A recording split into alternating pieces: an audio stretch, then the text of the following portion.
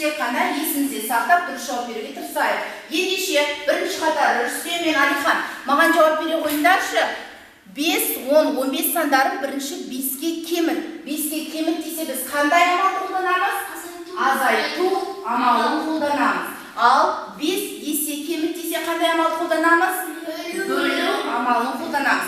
Ендеше Алихан тұра ғой. 5-тен 5-ті азайтсақ қанша болады? 5-тен 5-ті азайтсақ 0. 0 болады, жарайсың. 10-нан 5-ті азайтсақ қанша болады? 5. 5 болады. 15-тен 5-ті азайтсақ қанша болады? 10.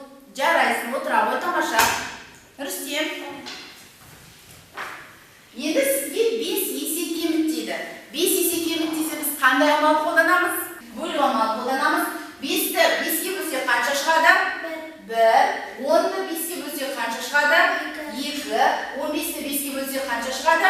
3. Жарайсыздар. Бірінші қатардың жауабы менің көңілімнен шықты. Азамат, тұра ғой.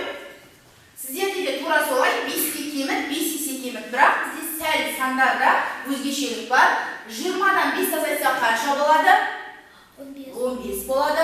25-тен 5 азайтсақ қанша болады? 20 болады, дұрыс. 30-дан 5 азайтсақ қанша болады?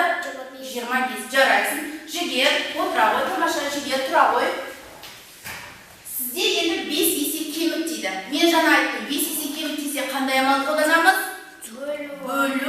Бөлу амалын қолданамыз. Жақсы. 20-ны 5-ке бөлсек қанша болады? 4 болады. 25-ті 5-ке бөлсек қанша болады? 5 болады. 30-ны 5-ке бөлсек қанша болады? 6 болады. Жарайсың.